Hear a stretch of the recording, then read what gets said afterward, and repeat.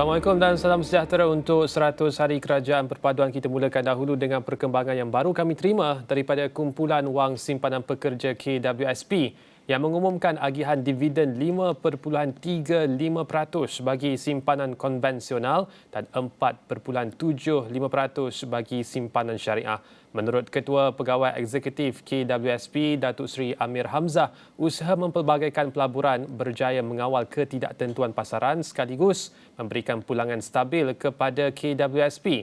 Selepas ini kita cuba untuk dapatkan perincian lanjut daripada editor Niaga Awani Najib Arif. Tapi untuk waktu ini, antara lain kita bawakan juga perkembangan mangsa banjir di seluruh negara yang menunjukkan sedikit penurunan sejak tengah hari ini, yang mana menurut portal info bencana JKM ia melibatkan 41,298 orang, melibatkan 11,956 keluarga yang ditempatkan di 286 pusat pemilihan sementara PPS. Setakat ini 6 negeri terjejas banjir iaitu Johor, Pahang, Negeri Sembilan, Melaka, Selangor dan Sarawak. Bagaimanapun, situasi banjir di Johor kekal terburuk dengan jumlah mangsa banjir terus meningkat. Setakat ini 37,729 mangsa daripada 10,921 keluarga dipindahkan ke 253 PPS. Di Pahang, 21 PPS telah dibuka dan menempatkan 2,383 mangsa daripada 726 keluarga. Manakala di negeri-negeri lain tidak banyak berubah dengan 715 mangsa banjir dipindahkan di Negeri Sembilan daripada 192 keluarga ditempatkan di 4 PPS. Manakala di Melaka, 6 PPS dibuka menempatkan 375 mangsa daripada 95 keluarga. Sementara itu di Selangor, 82 mangsa dipindahkan ke 1 PPS membabitkan 17 keluarga. Manakala di Sarawak, jumlah mangsa banjir menurun kepada 14 orang daripada 5 keluarga yang kini ditempatkan di Kompleks Sukan Julau di Sarikei.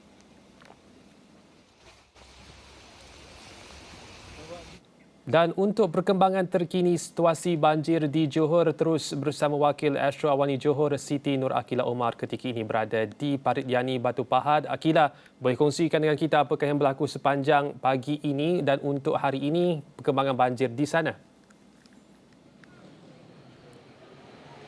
Ya, Irfan, saya kini berada di Parit Yani yang mana tadi saya keluar Tol Yomping, melalui jalan tu kita boleh nampaklah dataran gemilang Yomping, Medan Selera semua dipenuhi air kerana bersebelahan dengan Sungai Bekuk. Dan apabila saya sampai ke sini, sebelum perjalanan ke sini pun ada beberapa buah kampung yang mana kampung Parit Lapis, Simis dan juga Parit Yusof. Ada beberapa keluarga yang masih terperangkap di dalam kediaman masing-masing berikutan paras air yang semakin meningkat. Dan saya juga ada membuat tinjauan lain di kawasan ini dan pastinya Irfan, tadi saya bersama dengan Menteri KPDN HCP Datuk Seri Salahuddin Ayub untuk tugasan selanjutnya, dan dalam lawatan itu Datuk Seri juga ada mengatakan bahawa pihak kerajaan menerusi SSM akan membantu menggantikan sijil perakuan perniagaan, pelesenan perniagaan kepada para peniaga yang terjejas dengan banjir untuk seluruh negara pada kali ini. Ia dilihat sebagai inisiatif untuk meringankan beban peniaga yang terlibat dengan banjir kali ini, Irfan. Dan Akila, boleh ceritakan apa yang berlaku di belakang Akila ketika ini? Difahamkan jalan ditutup. Apakah ada air naik di kawasan yang dekat dengan Akila ketika ini? Ya, betul. Di belakang saya ini antara jalan yang terputus hubunganlah antara Parit Yani dan nanti kita akan ke Seri Medan. Sebenarnya saya berniat untuk pergi ke Parit Sulong, tetapi berdasarkan apa yang saya dengar daripada penduduk di sini, Parit Sulong pekannya telah dimasuki air. Jadi jalan untuk ke sana telah terputus sepenuhnya, dan mungkin kita akan melihat juga di Seri Medan kerana Seri Medan ada salah satu kawasan yang teruk terjejas dengan banjir di Batu Pahat ini, yang mana kalau boleh saya ceritakan, mungkin ada lebih 100 mangsa masih lagi terkandas di kampung Parit. Ada satu kampung dekat situ yang memang penduduknya tidak boleh keluar. Sebenarnya saya ada menghubungi dengan Ketua Polis Daerah Batu Pahat, iaitu ACP Ismail Dolah, yang mana Tuan Ismail ada memberitahu kepada saya bahawa sebelum ini mereka telah meminta penduduk-penduduk di kawasan kampung-kampung yang mereka lihat paras air ataupun tren air menunjukkan peningkatan, tetapi mereka enggan untuk keluar. Ada yang memberi alasan sayangkan rumah, mungkin sayangkan tanaman atau kucing yang berada di situ. Jadi pada saya dan ialah kita bimbang bahawa nyawa itu adalah lebih penting, Irfan, daripada barang peribadi ataupun harta yang lain, Irfan. Baik, terima kasih Nur Akilah Umar atas laporan terkini berkenaan dengan situasi banjir di sana. Dan pasti kita akan bawakan lebih banyak perkembangan dari semasa ke semasa. Tapi untuk waktu ini, untuk 100 Hari Kerajaan Perpaduan, kita menumpukan bantuan dalam bentuk pelbagai daripada sukarelawan sendiri yang digerakkan untuk mangsa-mangsa banjir khususnya di Johor. Dalam talian ketika ini bersama dengan kita Muhammad Hafiz Jamil, Koordinator Mercy Malaysia khususnya untuk kawasan banjir di Johor bersama dengan kita. Terima kasih tuan. Dan kita fahamkan dalam keadaan on the move dan ketika ini pun dalam kereta. Tapi untuk waktu ini, boleh ceritakan dahulu sepanjang hari ini apa yang dilakukan oleh Mercy Malaysia bagi tujuan membantu mangsa banjir di Johor? Baik, terima kasih. Bismillahirrahmanirrahim. Buat masa ini, tim kami berada di lapangan. Khususnya, tim medikal kami berada di Keluang dan juga di Segamat. Manakala yang lain memberi bantuan hygiene kit sebanyak 1,000 set. 1,000 set pertama adalah untuk di Keluang, manakala kami akan menyalurkan bantuan kepada Segamat dan beberapa daerah lain yang terjejas banjir. Keadaan sekarang di Keluang masih hujan lebat dan masih ada jalan yang terputus. Dan begitu juga kita boleh lihat sewaktu kami menyampaikan sumbangan, terdapat juga beberapa buah kampung yang telah tenggelam. Walaupun sebelum ni dah surut, tapi pada pagi ini kami dapat melihat kampung tersebut dah mula tenggelam semula. Ya. Oleh itu, memandangkan ada ketidaktentuan cuaca ini, kadang-kadang sudah pun dibenarkan untuk pulang dalam keadaan air sudah surut, tiba-tiba pada hari berikutnya air naik kembali. Jadi untuk berhadapan dengan situasi ini, persediaan-persediaan apa yang sepatutnya dilakukan dan digerakkan oleh sukarelawan dan juga agensi-agensi terlibat? Okey, agensi yang terlibat memang mereka telah telah pun memberitahu kepada semua penduduk yang terjejas pada banjir untuk evacuate ataupun keluar daripada rumah dengan segera. Manakala bagi kami pula, kami akan terus menyalurkan segala bantuan kami dengan melalui kerjasama dengan PKD dan bantuan daripada agensi-agensi kerajaan yang lain untuk menyampaikan bantuan seperti perkhidmatan kesihatan dan lain-lain. Dan bersebut tentang bantuan diperlukan oleh mangsa, ya, Encik Hafiz, bagaimanakah kaedah untuk menambah baik saluran bantuan ini? Kerana semalam dilaporkan bahawa ramai mangsa-mangsa yang menyatakan bahawa soal makanan, perubatan sudah cukup baik, tetapi keperluan lain seperti toto, bantal, selimut dan sebagainya perlu ditingkatkan. Adakah Mercy Malaysia ada mengambil bahagian untuk memastikan saluran bantuan ini dapat disampaikan kepada mangsa dalam keadaan ketika ini? Buat masa ini, Mercy Malaysia lebih fokus kepada kesihatan dan juga membekalkan barang-barang kesihatan seperti hygiene kit atau alat-alat kebersihan. Itu adalah keutamaan kami. Manakala yang untuk yang lain, mungkin pihak kami akan cuba membantu sekiranya ada keperluan. Dan sebut tentang perubatan khususnya untuk mereka yang ada keperluan khas, warga emas sebagai contoh, yang kita juga terima laporan kematian dilaporkan akibat mereka tinggal keseorangan. Untuk kumpulan yang memerlukan bantuan khas ini, apakah bentuk perubatan yang ketika ini kekurangan dan apakah mungkin ada cerita yang menarik boleh dikongsikan dengan penonton kita berkenaan dengan bantuan kepada golongan warga emas? Okey, untuk warga emas, kami lebih fokus kepada di PPS. Rata-rata mereka yang tertinggal ubat-ubatan mereka seperti kencing manis, darah tinggi dan beberapa penyakit kronik yang lain. Sekiranya mereka tidak ada ubat, maka kami akan cuba membantu dengan apa yang kami ada, yang dibekalkan kepada kami, dan kami sekiranya putus, kami akan sama ada kami beli ataupun kita akan dapatkan dari pihak pejabat kesihatan sendiri. Buat masa ni, Alhamdulillah tak ada dilaporkan penyakit kronik yang kami perlu refer ke hospital. Alhamdulillah memang saya rasa rata-rata keadaan di Keluang dan juga di Sekamat yang mana kami sedang di lapangan masih terkawal. Dan dari sudut bekalan perubatan itu, adakah memang Museum Malaysia datang dalam keadaan yang penuh dengan bekalan ubat ataupun datang ke kawasan terjejas baru dapatkan bekalan ubat, dan bagaimana kerjasama dengan pihak PKD? Adakah berjalan lancar ataupun ada sedikit miscommunication dan sebagainya? Sebab kita nak tahu berkenaan dengan sejauh manakah bantuan ini lancar sampai kepada mangsa-mangsa.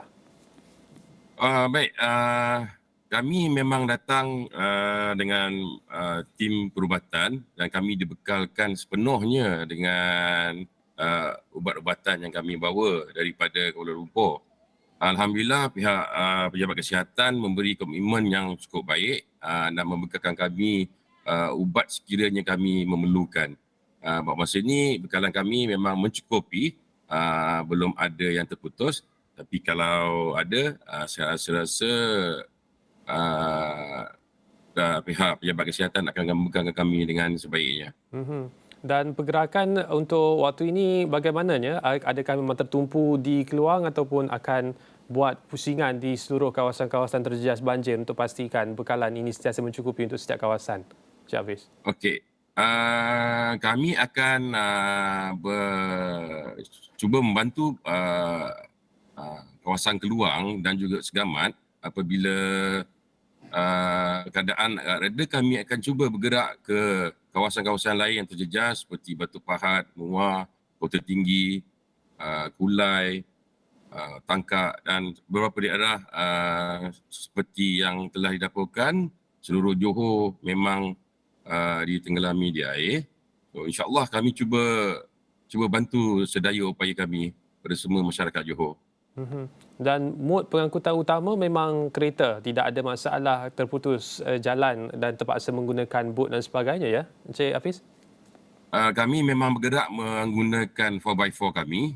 Memang itulah keutamaan kami.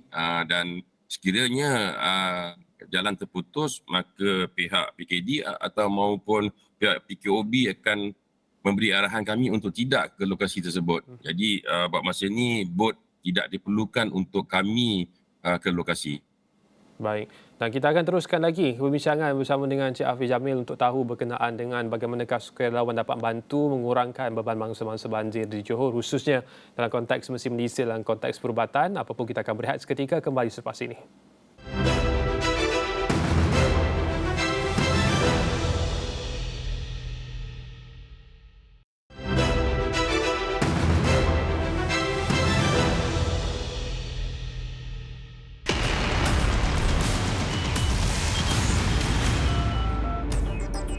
Kepulauan Simpanan Pekerja KWSP mengumumkan agihan dividen 5.35% bagi simpanan konvensional dan 4.75% bagi simpanan syariah. Itu kenyataan daripada Ketua Pegawai Eksekutif KWSP, Datuk Seri Amir Hamzah, yang menyatakan bahawa usaha mempelbagaikan pelaburan berjaya mengawal ketidaktentuan pasaran sekaligus memberikan pulangan stabil kepada KWSP.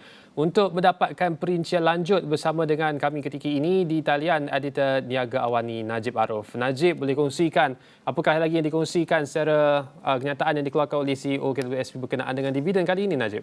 Baik, terima kasih Irfan. Okey, apa yang Irfan sebutkan betul, 5.35% untuk simpanan konvensional ini melibatkan pembayaran sebanyak 45.44 bilion ringgit. 4.75% untuk simpanan syariah ini melibatkan 5.70 bilion ringgit agihan, dengan pembayaran keseluruhan kedua-dua simpanan ini konvensional syariah adalah 51.14 bilion ringgit. Okey, kita nak tahu macam mana sebenarnya angka ini didapati. Apa yang kita lihat adalah tahun 2022 seperti mana laporan-laporan sebelum ini, pasaran amat mencabar sekali dari segi apa yang dilaporkan oleh KWSP. Ada 4 perkara. Nanti saya akan bentangkan. Tapi kalau kita melihat 2022, KWSP berjaya memberikan pulangan yang agak kompetitif. 5.35% ini disebabkan oleh alokasi aset strategik yang diletak oleh KWSP ataupun yang digelar sebagai SEA ini, sehingga mendapat pulangan yang lebih kompetitif. Kalau kita melihat pembayaran sebanyak nilai ini adalah akan memanfaatkan 15 juta ahli. Okey, kalau kita melihat KWSP tahun lepas melaburkan dalam empat instrumen alokasi itu, iaitu pertama pendapatan tetap 47%, diikuti oleh equity sebanyak 42% dan diikuti oleh bakinya adalah hartanah dan infrastruktur 7% dan pasaran wang adalah 4%. Bermakna sebahagian besar adalah dalam pendapatan tetap dan juga equity, dan ini bagaimana kepelbagaian pelaburan ini telah pun menjamin pulangan yang lebih tinggi untuk KWSP. Okey, sudah pasti tahun depan ini adalah satu perkara yang kita akan berikan tumpuan juga. Kalau kita melihat kepada apa yang dikatakan oleh KWSP, mereka akan melihat kepada bagaimana untuk mengukuhkan pendapatan ahli dan juga pulangan simpanan ahli, kerana jaminan persaraan itu kita tahu laporannya berhadapan dengan kesukaran dari segi simpanan selepas 4 kali pengeluaran, dan ada beberapa perkara yang mereka akan laksanakan, antaranya iaitu tabung simpanan secara sukarela akan dipertingkatkan, dan juga ada juga program lebihan sukarela ataupun voluntary access akan dilaksanakan. Selain itu, KWSP juga akan melaksanakan outreach untuk meningkatkan caruman yang lebih tinggi dan juga tahap celik kewangan yang lebih tinggi di kalangan ahli. Okey, ada banyak lagi perkara yang saya akan rangkumkan yang akan muatkan dalam laman web kita, awak.com, dan juga setiap berita awan yang akan datang, dan pastinya Awan di 7.5. Irfan. Baik, terima kasih Najib Aruf, editor Niaga Awani, atas perkembangan berkenaan dengan KWSP tersebut. Kita harapkan itu pengumuman yang dinantikan oleh seluruh rakyat Malaysia. Dan beralih kepada laporan seterusnya, Kerajaan Negeri Johor berterima kasih atas peruntukan segera oleh Kerajaan Persekutuan bagi membantu mangsa banjir di negeri itu yang berhadapan antara bencana banjir terburuk pernah dihadapinya. Menteri Besar Johor Datuk Onn Hafiz Ghazi merakamkan penghargaan kepada Perdana Menteri Datuk Seri Anwar Ibrahim yang meluluskan peruntukan segera RM50 juta bagi membantu mangsa banjir di Johor pada Jumaat. Ujarnya sewaktu lawatannya di Pusat Pemindahan Sementara PPS SJKC Sulong di Parit Sulong, beliau menerima perkabaran gembira bahawa Perdana Menteri Datuk Seri Anwar Ibrahim telah meluluskan peruntukan segera RM50 juta bagi membantu mangsa-mangsa banjir serta keperluan lain yang mendesak. Tambahnya, kerajaan negeri ingin menzahirkan penghargaan kepada Menteri Besar Terengganu, Datuk Seri Dr. Ahmad Samsuri Mokhtar, Menteri Besar Pahang, Datuk Seri Wan Rosdi Wan Ismail, dan Menteri Besar Selangor, Datuk Seri Amiruddin Syari, kerana sudi menggerakkan bantuan segera kepada Johor. Semoga usaha yang diambil kerajaan negeri dan persekutuan dibantu agensi-agensi, syarikat-syarikat korporat dan badan-badan bukan kerajaan NGO bagi memastikan kesejahteraan bangsa Johor akan diberkati Allah. Beliau turut mendoakan agar rakyat Johor terus cekal dalam menghadapi ujian ini dan dapat melalui tempoh yang mencabar itu. Susulan perkembangan banjir di Johor ini, kita masih lagi bersama dengan Encik Muhammad Hafiz Jamil, Koordinator Mercy Malaysia untuk banjir di Johor, dan kita teruskan perbincangan dalam 100 hari kerajaan perpaduan ini. Encik Hafiz, kita nak tanyakan juga berkenaan dengan bagaimana orang ramai boleh turun untuk membantu mangsa-mangsa banjir di Johor, seperti mana kita saksikan adanya ombak ataupun gelombang bantuan daripada rakyat Malaysia kepada mangsa-mangsa ini atas dasar keprihatinan. Dalam konteks banjir di Johor, adakah ruang itu terbuka? Ya, sebenarnya kalau kita lihat di lapangan, kita boleh lihat ramai NGO-NGO seluruh Malaysia bergabung untuk membantu warga Johor. Manakala agensi-agensi kerajaan memainkan peranan yang paling penting untuk membantu NGO dalam menyalurkan segala bantuan kepada rakyat Johor. Rata-rata yang dapat kita lihat, kami sebagai NGO saling bekerjasama antara satu dengan lain untuk memberi segala informasi maupun segala bantuan sekiranya antara kami tidak mampu untuk menampung segala permintaan. Tapi itu dalam konteks Badan Pertubuhan yang mendaftar. Untuk orang awam dan juga belia ataupun orang muda ataupun di kalangan pelajar, mahasiswa, orang perseorangan, adakah juga dibenarkan untuk masuk ataupun harus mendaftar di mana-mana pusat operasi bencana sebelum boleh membantu mangsa-mangsa banjir ini, ya? Ya, masa ini apa yang kami diberitahu dan telah diberi mandat bahawasanya setiap NGO maupun yang sepatutnya NGO perlu lapor diri kepada PKOB sebelum bertindak di sesuatu daerah untuk hantar bantuan maupun membantu rakyat ataupun warga yang terjejas. Dan kita kembali berkenaan, Silakan, teruskan Cik Hafiz. Untuk orang perseorangan, saya memang tak nampak pun ataupun mungkin saya tidak berpengetahuan tentang orang awam ataupun orang perseorangan. Baik, dan Cik Hafiz, kita kembali berkenaan dengan usaha Mesin Malaysia ketika ini di Johor dalam konteks perubatan yang disampaikan. Kita tahukan juga untuk kehadapan ini, berapa lama Mesin Malaysia bercadang untuk terus berada di Johor ataupun operasi ini dan misi ini akan diteruskan sehingga banjir betul-betul tamat dan mangsa boleh pulang ke rumah masing-masing? Okey, buat masa sekarang fokus kami adalah untuk emergency ataupun kecemasan sehingga banjir telah pulih. Dan setelah itu kami cuba adakan program recovery ataupun pemulihan dengan pelbagai projek, maksudnya pelbagai rancangan termasuklah dengan training PFA maupun MHPSS dan CBDRM yang kami cuba terapkan untuk Johor. Ya. Dan bila sebut tentang operasi kecemasan yang disebutkan itu, maksudnya bagaimana ya Cik Hafiz, kalau boleh dijelaskan lebih lanjut? Okey, untuk kecemasan sekarang ni seperti yang apa yang kami buat sekarang ini adalah membantu pihak PKD memberi khidmat kesihatan dan juga menyalurkan bantuan hygiene kit kepada warga yang terjejas kepada Segambat dan juga Keluang dan juga daerah-daerah lain yang bakal kami sampai insya-Allah. Dan bila sebut tentang penjagaan kesihatan, apakah bentuk penyakit-penyakit yang diwar-warkan dan diberikan amaran kepada mangsa-mangsa ini, dan apakah tindakan yang sewajarnya dilakukan oleh mangsa-mangsa yang terlibat untuk mengelak daripada dijangkiti penyakit rebakan air ini? Saya rasa negara kita ni memang sering dilanda banjir dan ramai antara rakyat kita yang tahu macam mana untuk mengatasi daripada jangkiti wabak-wabak penyakit, terutama banjir yang berpanjangan seperti ini. Memang wabak tu akan pasti merebak dengan cepat dan cuba elakkan daripada makan atau minum daripada makanan yang tidak dimasak atau dipanaskan. Dan apakah daripada pemerhatian Cik Hafiz memang mangsa-mangsa ini mengikuti nasihat tersebut ataupun masih lagi ada di kalangan keluarga yang melepaskan anak untuk bermain dengan air banjir dan sebagainya?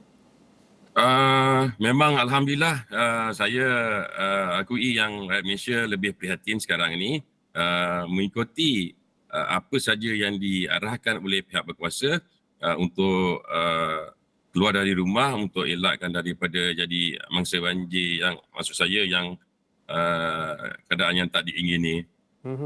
Dan oleh itu kehadapan ini apakah persediaan yang seharusnya melihatkan kepada apa yang dialami oleh mangsa-mangsa banjir di kawasan yang sebelum ini dikatakan tak pernah banjir. Kali ini tiba-tiba banjir. Oleh itu persediaan dan sudut perubatan itu apakah yang boleh kita pelajari daripada insiden kali ini Encik Hafiz? Okey, memang kita saya rasa untuk rakyat Johor sendiri memang ada yang tidak pernah jangka yang mereka pun akan menerima banjir ni setelah beberapa tahun yang lepas. Tapi untuk rakyat Malaysia, rakyat Johor sendiri, mereka lebih dah bersedia. Yang mana tak pernah terima tu mereka terima dengan redha.